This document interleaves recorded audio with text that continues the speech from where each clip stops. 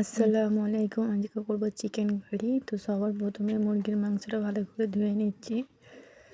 তো এবার কড়াতে একটু তেল দিয়ে দিলাম, কালো কড়া। তো ভাজার জন্য এই কড়াটা রাখা হয়েছে, তাই জন্য এটা কালো। তো তেল আর হলুদ নুন গরম করে এবার মাংসগুলো দিয়ে দেবো। দিয়ে দিলাম একটা একটা করে, ভালো করে ভেজে নেব একটু।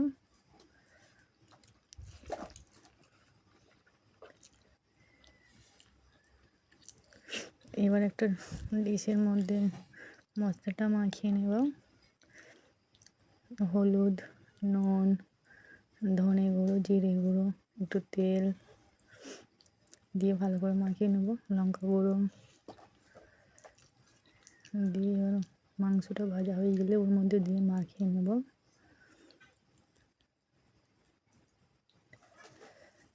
বেশি কোনো মশলা ছাড়াই চিকেন কারিটা রান্না করব। খুব একটা মশলা কিছু দিইনি, মানে যা মশলা ছিল সেগুলো দিয়ে রান্না করছি। তো মাংসটা তুলে নিয়েছি, এবার ওর মধ্যে মাখিয়ে নেব।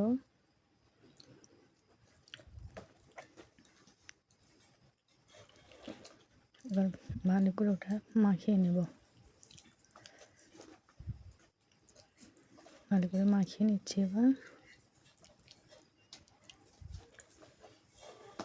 এবার রান্না করার জন্য তেলটা ওই কড়াতে আর একটু তেল দিয়ে দেবো। তেল দিয়ে এবার গরম করে নেব। গরম করে অন্য একটা হাঁড়ির মধ্যে ঢেলে নেব। একটু তেল বেশি করে দিয়ে নিলাম।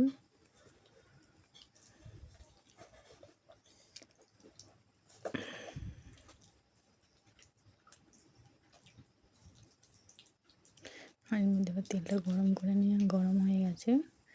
ওর মধ্যে এবার পেঁয়াজ, আদা, রসুন সব দিয়ে দেবো। বেশি পেঁয়াজ কুচোই না, একটু পেঁয়াজ নিয়েছি। এবার হাঁড়ির মধ্যে পেঁয়াজটা দিয়ে দেবো।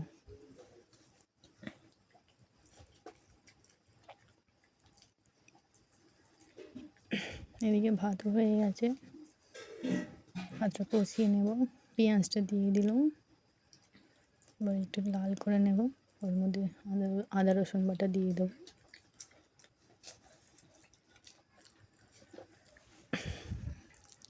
অনেকটা আদা রসুন বাটা ওর মধ্যে দিয়ে দিলাম। এবার একটু নেড়ে ভাজা ভাজা করে নেব।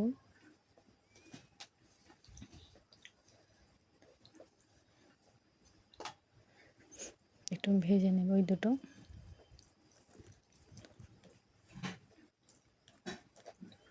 ওর মধ্যে মাংসটা এবার দিয়ে দেবো।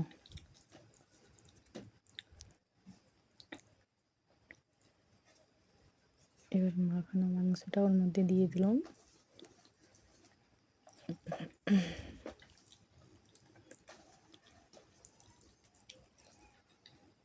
একটু নেড়ে নিচ্ছি।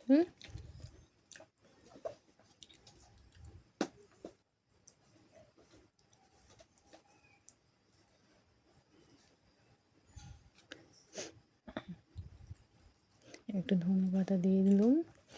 ডিশের মধ্যে একটু পানি দিয়ে মশলাটা করে নেব। ওই পানিটা মাংসর মধ্যে দিয়ে দেবো, দিয়ে একটু কষে নেব।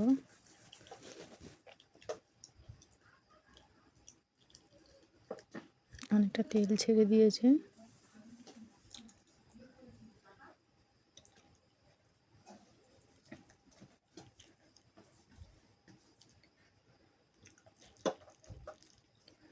ধনে পাতা দিয়ে একটু ভালো করে কষে নিলাম। আবার একটু পানি দিয়ে দেবো, ভালো করে কষে নেব।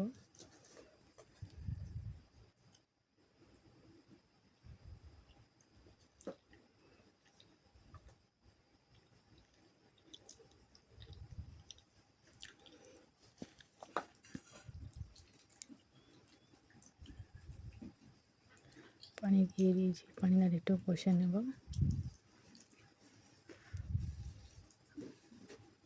তো মাংসটা হয়ে গেছে, অনেকটা তেল বেরিয়ে পড়েছে। দেখুন পুরো মাংস রান্না হয়ে গেল।